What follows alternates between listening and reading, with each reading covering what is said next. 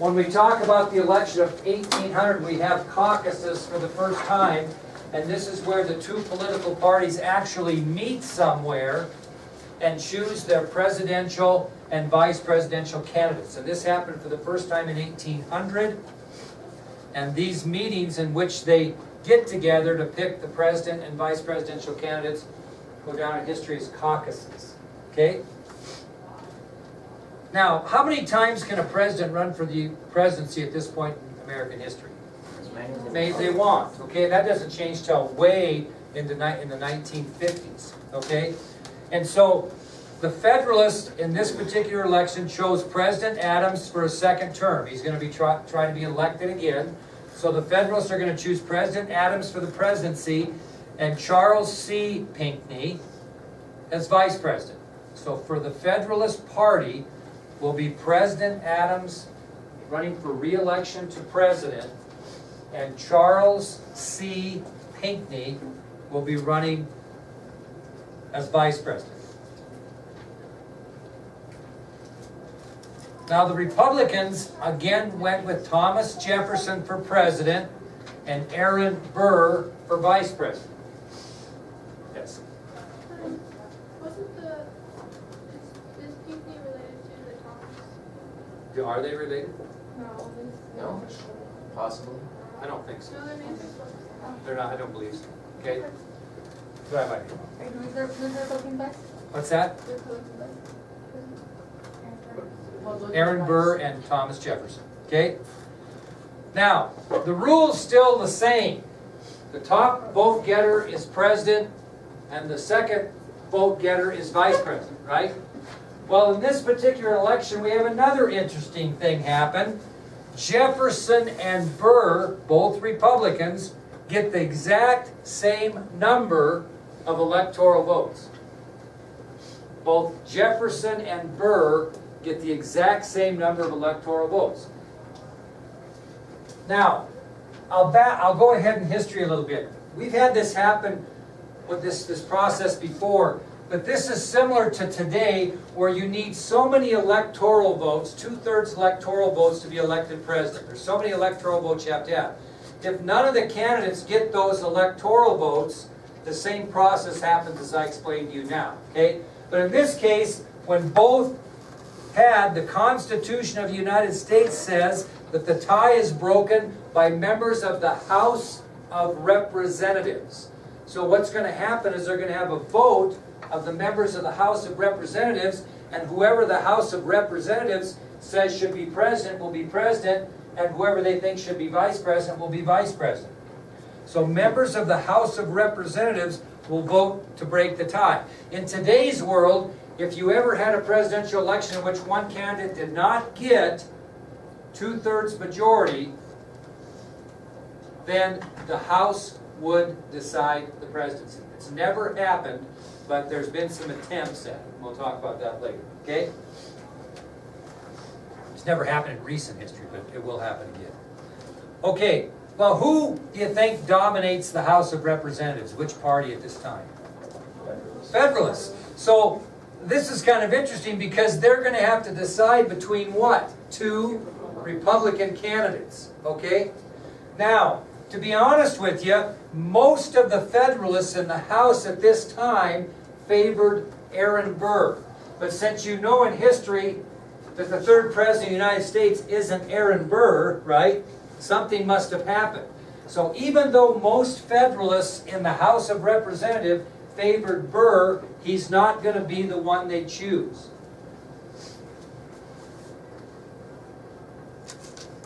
Who's going to stand up and tell them that's not the one? Yeah?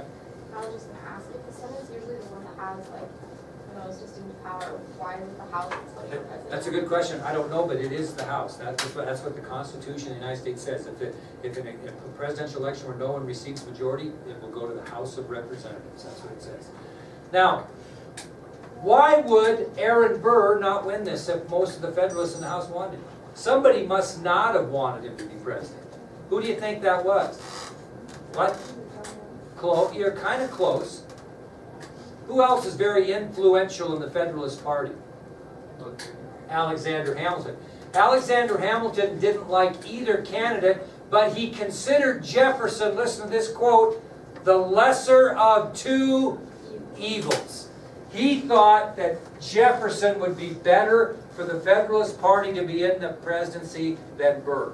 So Thomas Jefferson was elected president by the House because Alexander Hamilton used his strong influence to convince his colleagues in the House to elect him because he viewed Jefferson as the lesser of two evils. Okay? So Jefferson, because of this influence by Alexander Hamilton, becomes the nation's third president. Aaron Burr will serve as vice president. Now, we've had two presidential elections and we got confusion, don't we? In both of them? So after this election, Congress passed the 12th Amendment to the United States Constitution. So after this election, Congress passed the 12th Amendment of the United States Constitution to clear this up. What do you think that amendment stated? When voters vote, they must vote on separate ballots for president and vice president, so we don't have this happen again. So when you vote from this point on, you're going to vote on separate ballots. Could you vote for a Federalist president and a Republican vice president? You could, but they're on separate ballots. Okay, so no longer is the guy with the first amount of votes, right? You know, because you have to vote on separate ballots. So you're voting for a president between these two guys and a vice president between these two guys. That's what the 12th Amendment to the Constitution did. Now, let's talk about this. What's important so if I'm elected president and I'm a Democrat, just say, what do I hope happens in Congress? Because in a lot of these presidential elections, you're having congressional elections, senators and representatives being elected too. So if you're a Democratic president, what are you hoping is also happening? That you have a Democratic-controlled Congress. Okay, so that's going to come up in all the elections we have. If you have a Republican president and a Federalist Congress, that's going to cause what? So the ultimate gift for a guy that wins the presidency, when this presidential election, the smoke clears in 2016 in November, whoever wins that election is going to hope like crazy that the House and the Senate are also the same party, okay, as far as the power. Okay, it doesn't always happen. In this particular case, in addition to controlling the presidency and the vice presidency, the Republicans also gained control over Congress in this election. So Jefferson's cut a fat hog. He's got a vice president that's the same party. He's got the Congress controlled by the Republican Party. That makes it much easier on a person. So Jefferson's got a good deal going here as a virtue of the election of 1800. So that'll take us to our last subtopic before the review, which is final actions by President Adams. Now at this time there was about 4 months between the time that Jefferson got elected and Adams left office. See, in our presidential elections today, we're going to have an election in November. Somebody's going to win the presidency in 2016, right? This is November. Well, does that person take over the presidency the next day? No. Usually they get inaugurated in the third week in January. So you have a president that knows he's going out of office for about, how long? 8 weeks? 7, 8 weeks? Okay? Yeah. In this case, it was 4 months between the time that Jefferson was elected and the inauguration. Okay? So Adams has 4 months to do what? What are your choices? You can be a lame duck president, which means, I'll give you an example. When I was here as the principal for 3 years, I knew at Christmas that I was going back to the council. So I had to make some choices. Am I going to continue the next January, February, March, April, May, those 5 months, and make rules and make decisions that Mr. Smith, who was he was the guy elected that was coming in, that he has to live with? Or do I play a little bit lame duck, come to work, do my job, don't screw anything up, and involve Mr. Smith in any process as far as the handbook and all those kind of things? That's what I chose to do. Okay? If Mr. Smith and I didn't get along and I was mad that I quit and I didn't like the new guy that was going to be the principal, I might make that person's life hell the next 5 months, so he has to inherit a mess. Okay? that's what depends on how people do. Most presidents do more the lame duck thing and don't get too crazy the last, 2 months in our case now, December, January. They usually try to help the new president ease in. Well, Adams had a little different philosophy. He had who else is in for the next few months besides the president? And the Congress. So this Federalist majority in the Congress passed a law between that time that they were in office until the new regime. And this law they passed was called the Judiciary Act of 1801. And that really should be on your ID sheet, but I missed it. So Judiciary Act of 1801. Have we already had a Judiciary Act already? What was it? What was the Judiciary Act we had before? 1789. Well, this is the Judiciary Act of 1801, which is going to have to do with what? The court system. Judiciary, okay? Now, what the Judiciary Act of 1801 did is it increased the number of judges in the federal courts. It increased the number of judges in the federal courts. So what do you have again, kids? You have a Supreme Court, you have federal courts, and then what do you have after that? Branches. Okay, we talked about that, right? Now, the number of judges increased by 16. They added 16 new judges to the federal courts as a result of the Judiciary Act of 1801. And guess who appoints them when you do that? Congress. No, in this case, the president. So President Adams appointed all these judges. And guess what party they belonged to? You bet they did, the Federalists. And he did this basically the entire time he worked on this, and he didn't complete it until late in the evening, his last day as president.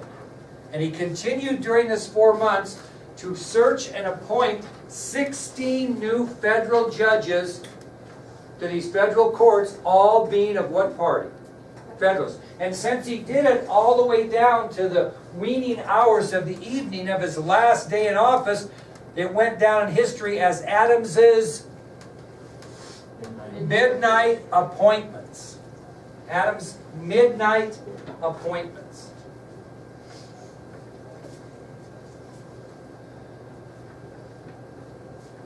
Now, although this probably wasn't the nicest thing to do, Adams did do one good thing. One of these appointments turned out to be John Marshall.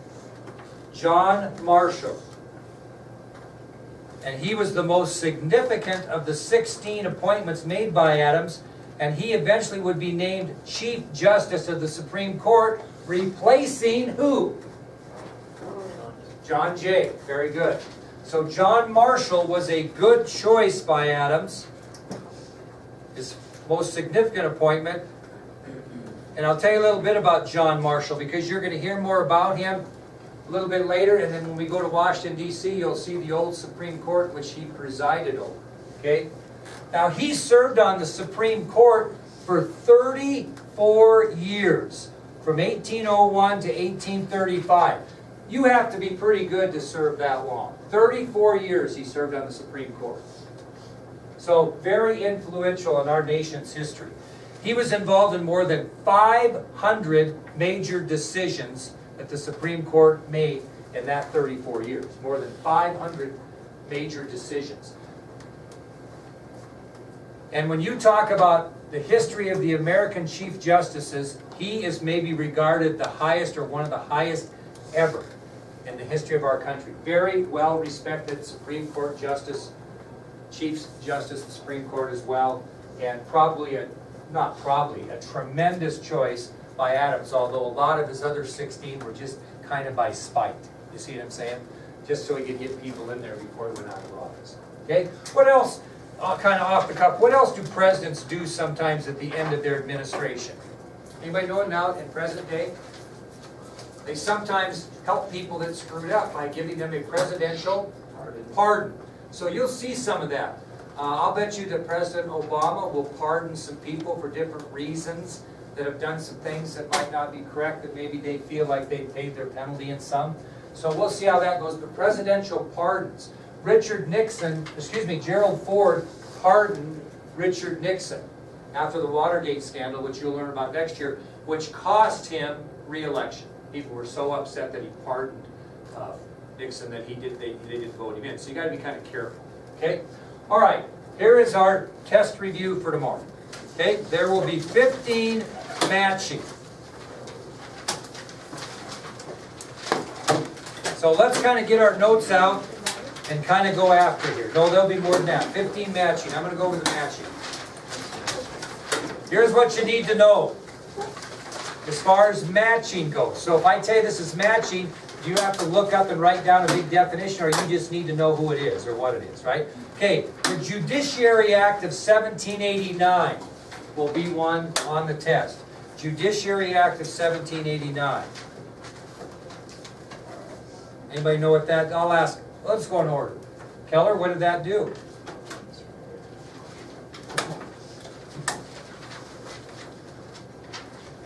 In essence, what did it do?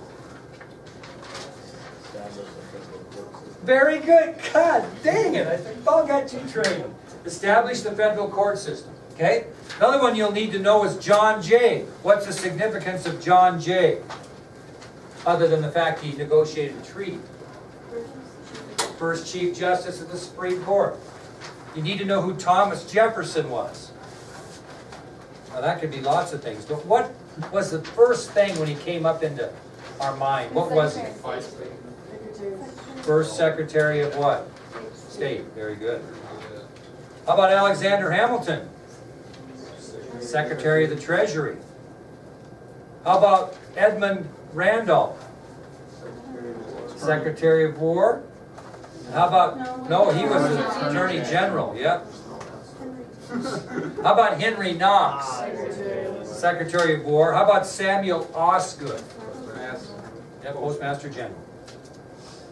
Okay, what moved the nation's capital to land on the bank of the Potomac River? What did that? Assumption Bill. Very good. Assumption Bill. Courtney Woolery, my fine student. Who is Edmund Zane? Who is Edmund Zane? What did he do? Edmund Zane.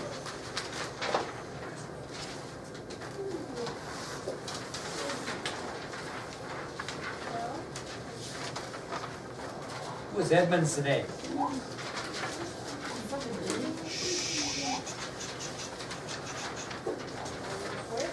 Nick? Who is Edmund Zane?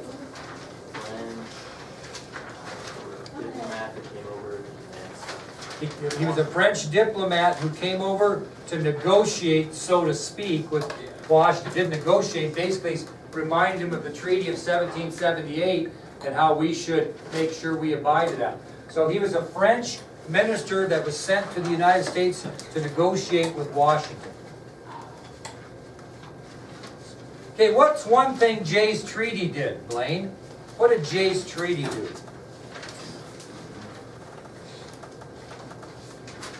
What was the result of Jay's Treaty? I guess, what did it give Britain? Jay's Treaty. And what else?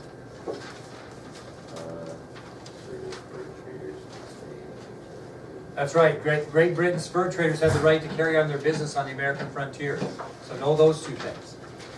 What did Thomas Pinckney do? Kyle, what did he do? Thomas Pinckney. He was sent to Spain to negotiate with them, right? That's right. Who sent him? Washington. Very good. He was sent by President Washington to negotiate a treaty with Spain. How about Napoleon? Anna, who was Napoleon? He was the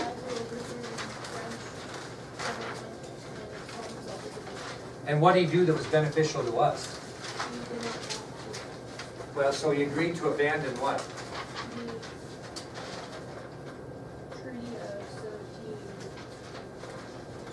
of 70. Yep. So Napoleon was the revolutionist who overthrew the French government and agreed to abandon the Treaty of 1778 with the United States? Who ran for vice president for the Republican Party in the election of 1796 and 1800? Aaron Burr. Very good. Who was nominated by the Federalist Party for the vice presidency in 1800? Well, 1800. Who was the Federalist candidate for vice president? No? Who was it? Just talked about him.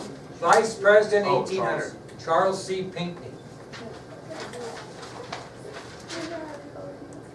We use the Federalist. Vice President. Who was named Chief Justice of the Supreme Court by President Adams? John Marshall. All right. We're going to go in order here. Nielsen, this is your deal. This is a two-part question, two-answer question. Briefly explain the nation's first Congress. Briefly explain. Shh. What? No, this is short answer. Briefly explain the nation's first Congress. Like or? Briefly explain. Tell me what's your explanation of the nation's first Congress.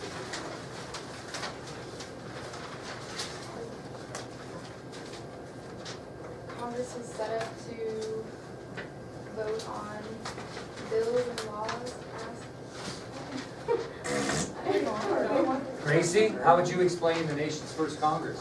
So like what they did. The setup of it? Harley King, made up of 26 senators and 59 representatives. Two parts, okay? Shh. Briefly explain the nation's first Congress.